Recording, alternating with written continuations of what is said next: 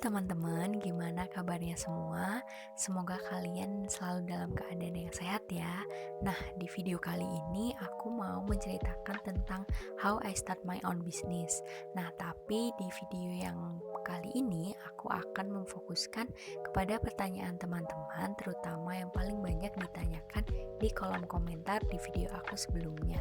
Nah, oke, jadi jangan lupa disimak ya. Dan juga nanti isi video ini bakal menceritakan aku packing aja ya teman-teman.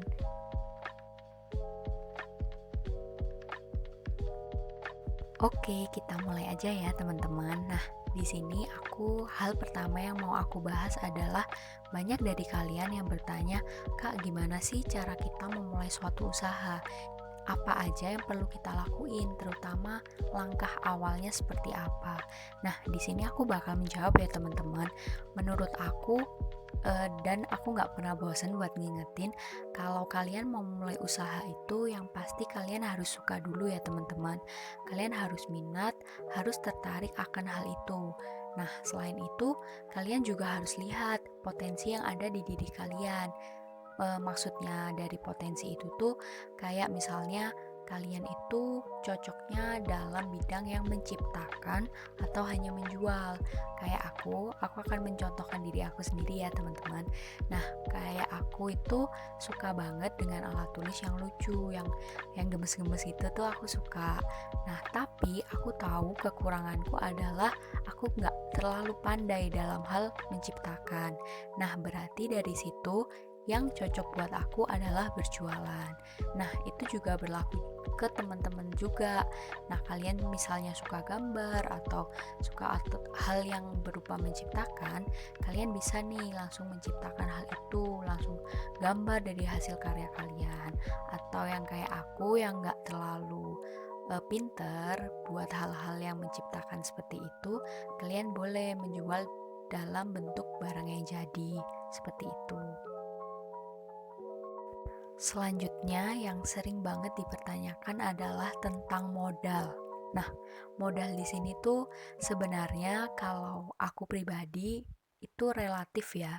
Jadi bisa aja modal aku dan orang-orang yang lain itu bakal berbeda karena memang sesuai dengan kemampuan kita dan juga barang yang akan kita jual. Nah, di sini kalau dari aku pribadi, mungkin teman-teman udah lihat video aku di awal nggak pakai modal nih teman-teman, atau kita bisa memulainya secara yang namanya dropship. Nah, kalian mungkin udah banyak yang tahu ya. Nah, dari situ kan dropship kita mulai berkembang, mulai berjalan, baru kita bisa memutar uang itu jadi barang yang ready.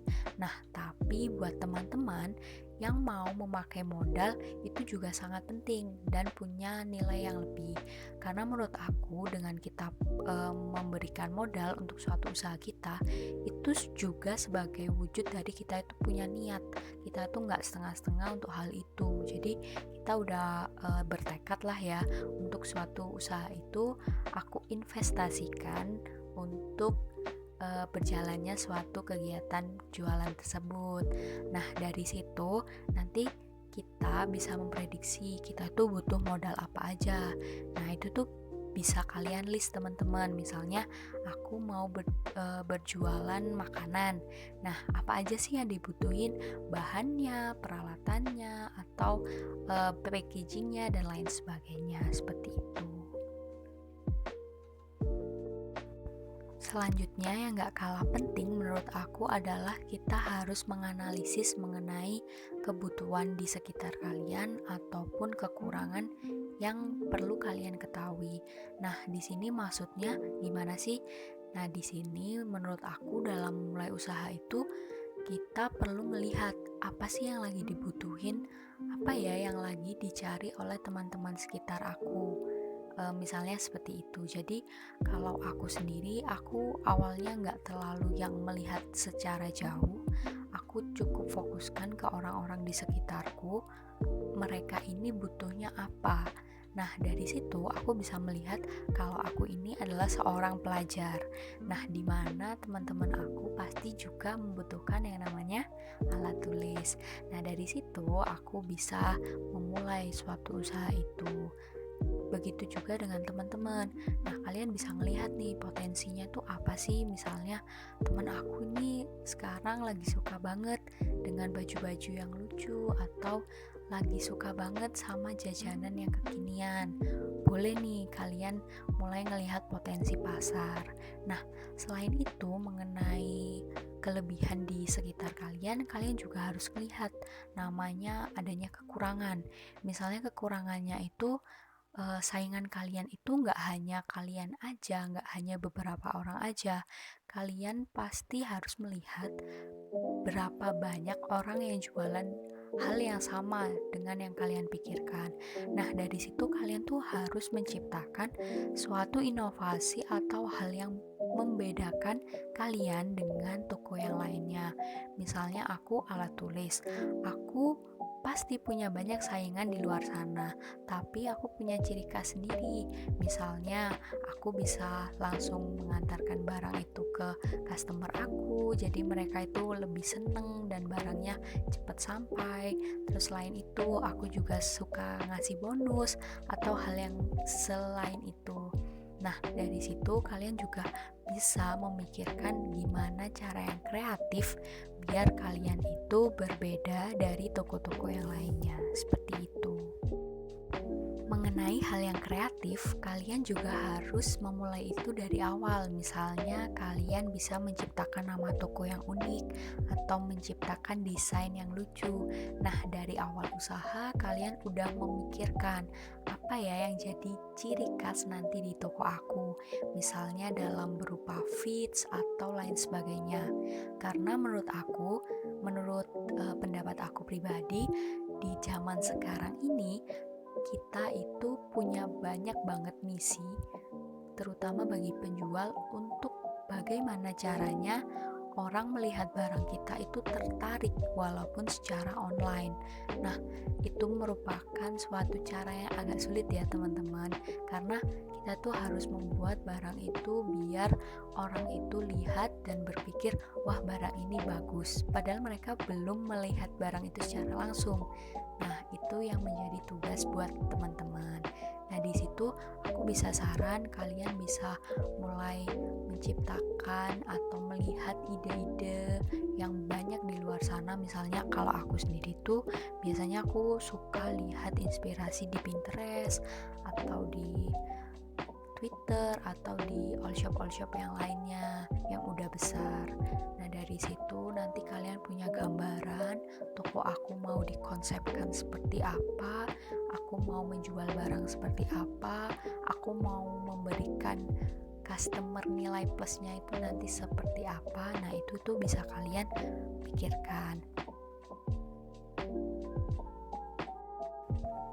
Berbicara tentang hal yang kreatif, di sini aku juga bakal menceritakan tentang yang namanya resiko. Nah, resiko di sini nanti aku akan sedikit bercerita tentang pengalaman aku sendiri. Nah, resiko ini tuh kalian harus memprediksi kiranya apa yang bakal terjadi dari usaha kalian. Hal buruknya seperti apa? Aku contohkan dalam hal makanan. Makanan kan nggak bisa awet ya teman-teman, nggak bisa bertahan lama. Nah, gimana caranya kalian itu bisa mengurangi resiko yang akan terjadi dari makanan tersebut? Bisa aja nih yang lagi banyak sekarang misalnya jualan mentai, tahu kan teman-teman?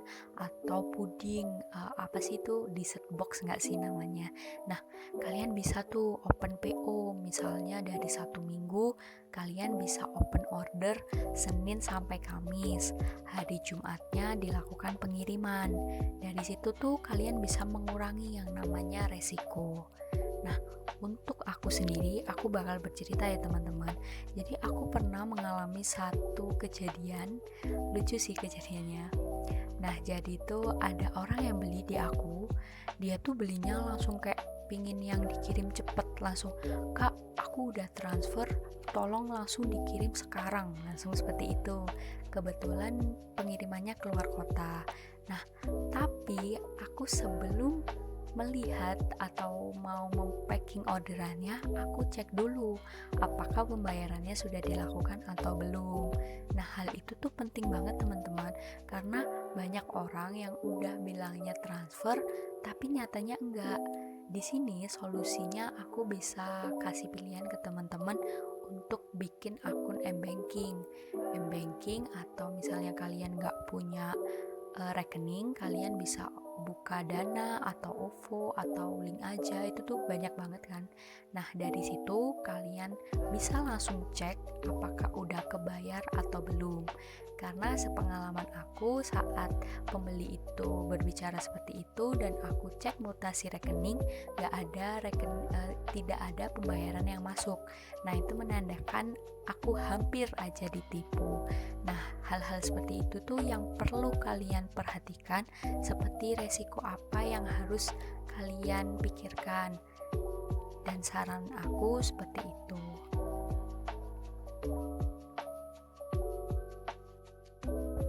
Balik lagi tentang gimana kita mau mulai usaha, menurut aku semuanya itu harus secara bertahap ya teman-teman. Jadi kita lakukannya itu satu-satu pelan-pelan. Dan saran aku kayak misalnya kan banyak yang tanya, "Kak, aku harus beli printer dulu atau gimana ya? Aku harus beli ini itu atau lain sebagainya." Menurut aku buat kalian yang masih sekolah atau yang belum berpenghasilan tetap, kalian nggak perlu teman-teman beli kayak barang-barang yang udah dari sananya mahal, misalnya kayak printer atau alat cetak atau lain sebagainya, karena menurut aku itu tuh masih belum perlu buat kalian. Buat sekarang itu lebih baik kalian fokus mau menjual seperti apa, kualitasnya diperbagus, terus cara kalian menarik konsumen itu seperti apa, itu diperbaiki. Nah, nanti dari situ dengan usaha yang kalian lakukan otomatis bakal ada feedback baik ke kalian. Nah, dari keuntungannya itu boleh nanti perlahan dikit-dikit buat membeli barang-barang yang seperti itu. Jadi misalnya kalian mau usaha Polaroid nih, nah kalian nggak perlu beli printer dulu kalau memang belum ada, kecuali memang kalian sudah menginvestasikan modal kalian untuk membeli alat printer.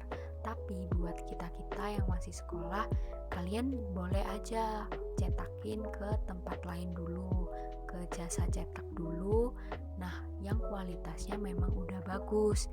Jadi kalian bisa lihat kan produknya nanti seperti apa, layak dijual atau enggak. Nah, dari situ boleh deh kalian nanti usahanya makin maju, makin dikenal, perlahan-lahan mulai menciptakan barang lain dan menyediakan peralatan kalian sendiri, seperti itu.